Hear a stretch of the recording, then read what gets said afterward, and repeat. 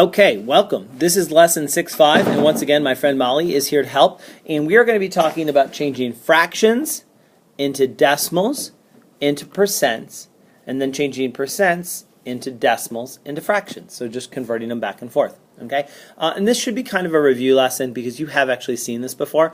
All right, so let's get started. What do you say, Molly? Okay. All right, so let's start out of those four directions. So let's put a fraction over here.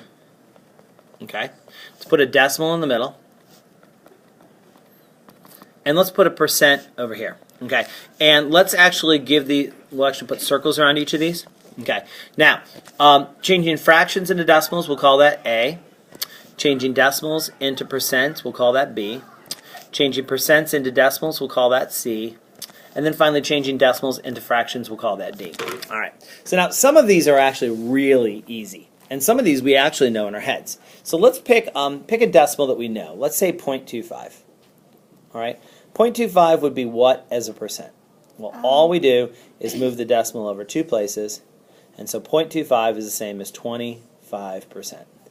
And if I'm going the other direction and changing the percent to a decimal, same deal. You just move the decimal over two. Okay? But there is a decimal.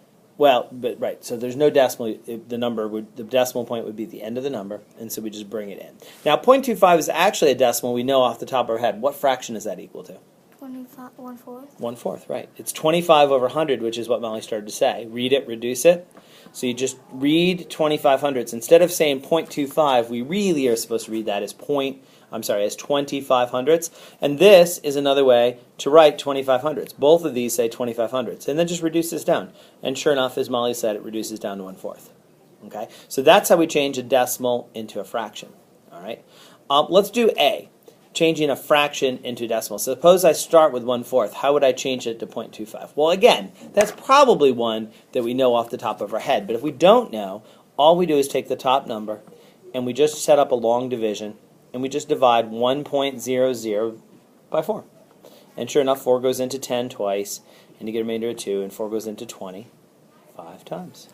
So you get 0.25. So how do you do A? You divide. Okay? How do you do D?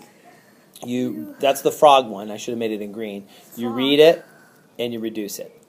Okay, read it, reduce it. Okay?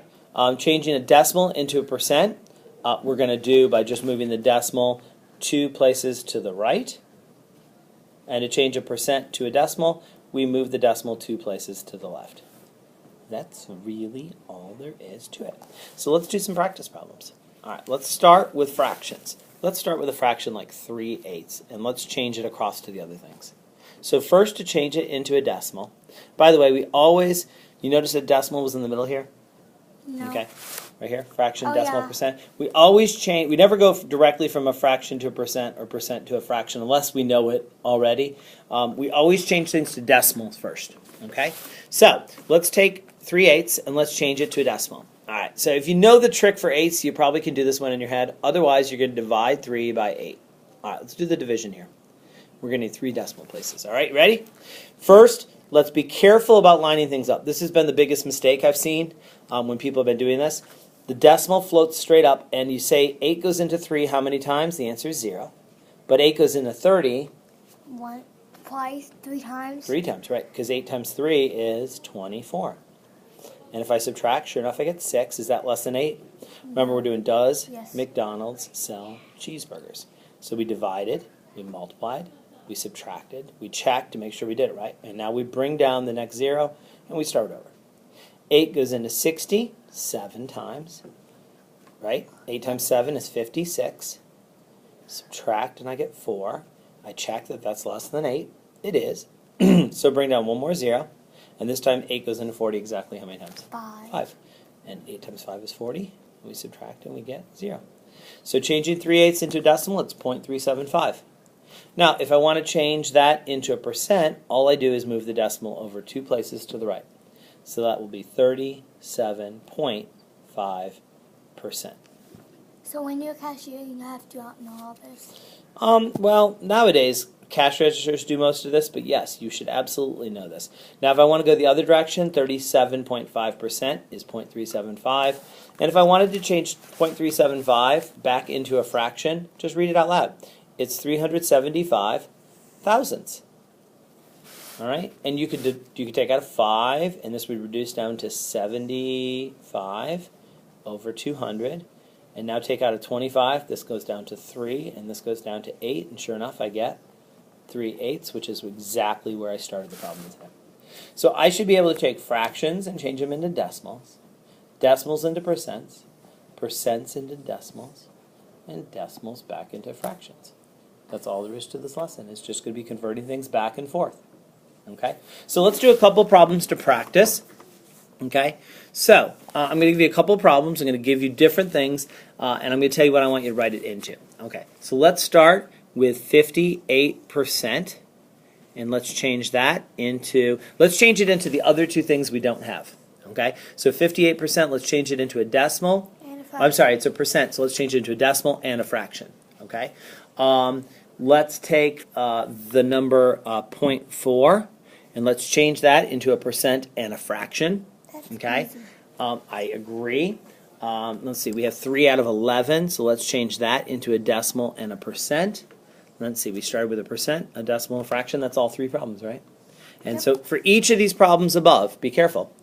We're gonna have 2 answers because we're gonna fill in the one that's missing. So you need, for every one of these, I want a fraction, a decimal, and a percent.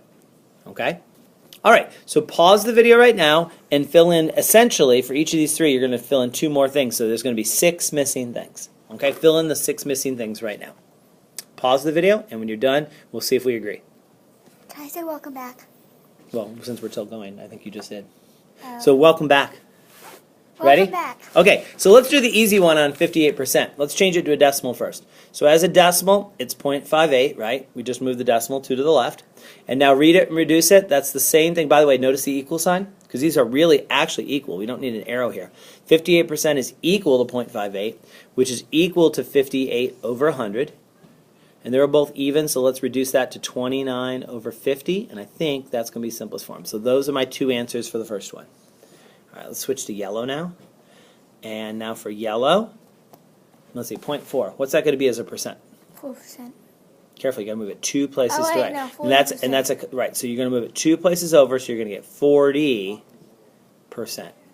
Okay? Now, 0.4 as a fraction, just make it into 4 over 10, which is going to reduce down to 2 over 5.